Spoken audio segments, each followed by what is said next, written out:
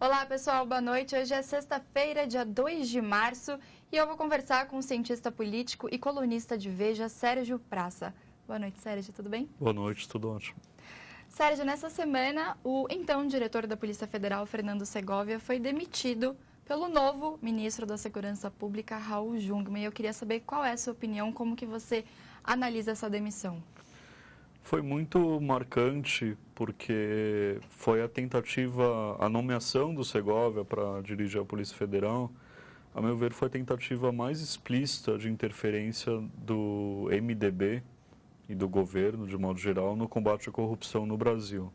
Ficou muito claro desde o início, desde a primeira fala do Segovia, né, a gente vai lembrar, faz pouco menos de 4 meses, foi que uma mala de dinheiro não é suficiente para incriminar alguém ou condenar alguém, enfim, referindo-se ao deputado federal Rodrigo Rocha Loures, também do MDB, que saiu correndo da pizzaria Camelo, lá na Rua Pamplona, né, que eu adoro, aliás, vou sempre lá.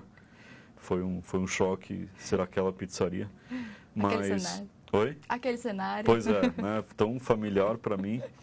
E o Segovia já iniciou seu trabalho na Direção-Geral da Polícia Federal, referindo-se a isso, assim, não tinha nada a ver com ele, não é uma investigação que ele toca, o diretor-geral da Polícia Federal não toca nenhuma investigação, né, não é responsável por nenhuma investigação específica.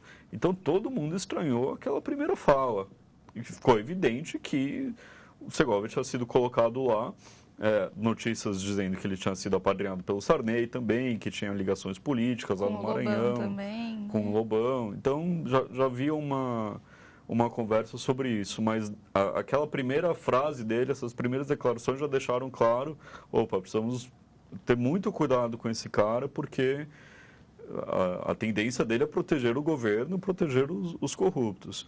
Só queria fazer ainda um comentário em cima desse seu, que além dessa questão, né, da nomeação, do porquê que ele foi nomeado, por quem que ele foi nomeado, teve um outro fato também que levou a esse embaraço todo em relação ao nome dele, né, que... Ai, agora me fugiu o assunto. Pera, continua aí que eu vou... A entrevista da Reuters? Não, a entrevista da Reuters foi o que levou à queda, né? Mas, não, foi a questão do Daiello. Quem seria o sucessor? Porque o Rogério Galloro, que foi quem assumiu agora, era o preferido para ser o sucessor, né? E, mais uma vez, o presidente Michel Temer escolheu o segundo indicado para o cargo. A primeira vez, por exemplo, tinha sido o caso da Raquel Dodge, né? Ela não era a preferida para assumir o Ministério Público Federal, mas acabou sendo nomeada pelo presidente. Então, esse também foi um outro fator que levou uma estranheza e todo ao medo, né, em relação à nomeação do Segovia. Sim, bem lembrado. No caso da Polícia Federal, ao contrário do Ministério Público, não existe uma lista tríplice formal, mas o processo informal era esse mesmo, né? O Galloro era claramente visto como mais isento, como mais tranquilo, mais profissional, e o Segovia como alguém um pouco mais esquisito, né? Não que tivesse tido alguma coisa grave ao longo de sua carreira, nada disso, mas isso como alguém com mais preocupação de ter conexões políticas do que outros postulantes ao cargo. Então isso já foi realmente uma primeira sinalização. Aí o Segovia deixou mais claro ainda que, né, agiria politicamente no cargo. E um dos estopins, talvez o principal, foi a entrevista dele à Reuters. Antes do Carnaval, Antes do Carnaval, e aí deu azar, não deve ter sido nada bem assessorado lá pelo chefe de comunicação, porque não havia outro assunto na política, senão esse, por 2 ou 3 dias. Jornalistas que estavam de plantão sofrem, né, nesses mas momentos. Foi muito bom para vocês de plantão, porque pelo menos tinha alguma coisa para falar, né? Não, exatamente. Então, mas aí acaba pegando para Cristo, né, entre aspas. Você acaba só falando disso e repercutindo, né, tudo sobre esse caso. Exatamente, não que não merecesse, né? Sim, porque na entrevista ele deixou muito claro que faria o máximo possível para blindar o presidente Temer da investigação sobre o decreto dos portos. Ameaçou explicitamente que poderia iniciar um processo administrativo contra o delegado responsável pelo caso, porque teria sido muito duro nas perguntas endereçadas ao presidente. E isso causou um embaraço, uma reação imediata da corporação e do judiciário também, do Ministério Público, acho que até um pouco menos, mas do STF, enfim, todo mundo em cima ali para para impedir que o Segovia tomasse medidas mais concretas de frear investigações, né?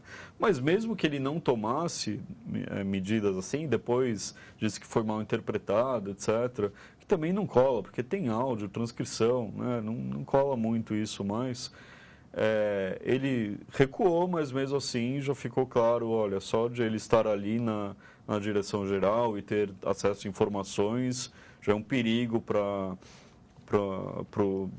a imagem do governo também. E aí, com a criação do Ministério da Segurança Pública e... É isso que eu ia falar, essa criação acabou vindo a calhar, né? Não que ela tenha ocorrido por causa desse fato, mas serviu aí como uma desculpa, quer dizer, novo ministro pode montar a sua própria equipe. Exatamente, e aí... Né? Eu acho que realmente matou 2 coelhos com uma machadada. Porque é isso mesmo, né? Iniciativa para tentar resolver a questão da violência no Rio. Criou-se um novo ministério e o Raul Jungmann, que era o ministro da Defesa, nomeou o Galoro para o cargo do Segovia. Então foi uma boa, assim, estrategicamente foi bom para o governo. Uhum. Mas o que você acha que significa essa entrada do Galoro? Quer dizer, se o governo estava tentando interferir na Polícia Federal, por que agora eles recuaram, vamos colocar assim, né? E escolheram aquela pessoa que era a preferida para suceder o Leandro Daiello? Recuaram porque estava pegando muito mal. A movimentação não deu certo. A movimentação de interferência política na PF não deu certo. Eu não achei surpreendente porque a Polícia Federal, desde 2003, 2005, enfim, desde o início do governo Lula, e aí foi bastante mérito do Márcio Tomás Bastos, ex-ministro da Justiça, já falecido. A Polícia Federal ganhou autonomia, ganhou capacidade, ganhou concursos. Eu escrevi no meu blog que mais de 50% a PF aumentou de 2002 para 2018, mais de 50% do número de funcionários de carreira de Polícia Federal, delegado, papiloscopista, agente de Polícia Federal, né? Assim, aumentar mais de 50% é uma enormidade, né? Então a Polícia Federal realmente se tornou uma corporação, uma agência burocrática muito poderosa. E eu acho isso bom, né? É muito melhor assim do que uma Polícia Federal com interferência política, interferência partidária, como era durante o governo FHC e como o Temer tentou fazer agora, né? Então, sim,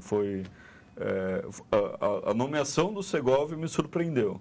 A nomeação de alguém tão político me surpreendeu e a queda dele acho que foi algo natural, algo que ocorreria mesmo com toda essa pressão. E algo que fortalece a Polícia Federal nesse sentido. Sem dúvida. E, a meu ver, tudo que fortalece a Polícia Federal é bom para o país, né? Ao contrário não digo mesmo para o Ministério Público Federal. Acho que aí tem que ter mais limites, acho que tem que ter uma coisa diferente, um cuidado especial com o Ministério Público Federal. Mas com a Polícia Federal, acho que quanto mais gente trabalhar lá, quanto maior for o salário, melhor. Uhum. A gente também teve uma outra notícia que, se por um lado a Polícia Federal se fortaleceu, né, por outro, o presidente Michel Temer hoje acho que levou um baque porque o ministro Edson Fachin, do Supremo Tribunal Federal, incluiu o nome dele no inquérito da Operação Lava Jato, que já investiga os ministros Moreira Franco e Eliseu Padilha, por suspeita deles receberem propina da Odebrecht em troca de favores. Como que você vê essa movimentação também, Sérgio? Quer dizer, Temer está perdendo aí as chances de se livrar né, das denúncias, digamos assim.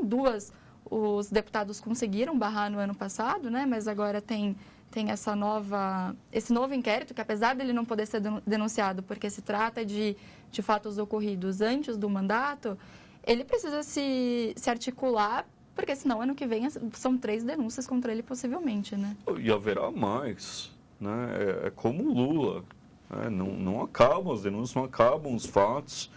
Ainda tem a questão do Coronel Lima, que ainda não foi prestar depoimento num outro caso. E assim, eu se fosse o Temer estaria muito preocupado e não estaria, quer dizer, a consciência dele deve estar limpa, né? mas eu estaria muito preocupado e não estaria pensando em reeleição para presidente, que eu acho que é risível, né? Mas pensando em uma candidatura para deputado federal, para o Senado, em São Paulo, que o Senado talvez haja espaço para uma candidatura assim. Eu estaria mais preocupado para manter um foro privilegiado no ano que vem. Parece, pelo que a gente tem lido aí nas colunas de política, que a ambição do Temer é ser ministro do próximo governo. Dependendo de quem for o presidente, isso será impossível. E mesmo que seja, digamos, a gente já falou disso semana passada, né? Mesmo que seja o Alckmin, né? Alguém mais de centro-direita, né? Ideologicamente muito próximo do Temer, será difícil também manter o Temer no ministério. E o mesmo esse raciocínio vale igual para o Moreira Franco e para o Padilha, que são os três da quadrilha do MDB que não estão na cadeia. O resto... Graças ao foro privilegiado. Graças ao foro privilegiado. E o resto estão todos. Henrique Eduardo Alves, Gedel Vieira Lima... na verdade, falta o Romero Jucá também. Enfim, né? Mas por causa do Senado. Talvez não deva estar tão otimista assim. O Eduardo Cunha também. Então, assim, tem lá 7 ou 8 políticos do MDB que merecem cadeia sem sombra de dúvida, se de fato eles cometeram os crimes pelos quais eles estão sendo investigados, ou deveriam estar sendo investigados, porque no caso do Jucá e do Calheiros, por exemplo, o STF já barra a própria investigação e demora pede vista do processo, aí o processo prescreve. Enfim, isso já aconteceu com o Jucá algumas vezes, não foi só uma. Então, o Temer realmente tem que pensar em um plano para manter o foro privilegiado ano que vem, senão ele corre risco sério de ir para a cadeia. Uhum. Falando ainda de eleição, agora eu queria focar um pouquinho aqui na eleição estadual em São Paulo, porque o Paraná Pesquisas, o Instituto Paraná Pesquisas, divulgou essa semana um levantamento dizendo que o prefeito João Dória tem, num primeiro cenário, né, 30% das intenções de voto, seguido pelo Celso Russomano, com 29,1%, e depois o SCAF, com quase 13%. Como que você vê, te surpreende, né? Primeiro, acho que a primeira pergunta é, te surpreende o nome do Dória com essa porcentagem para o governo de São Paulo? Sim, porque é um político novo, não está fazendo um mandato pouco polêmico na prefeitura, né? Embora ele tenha uma taxa de aprovação relativamente alta, não é alguém, enfim, toda hora está em alguma polêmica. Agora, acho que nos últimos meses conseguiu dar uma diminuída.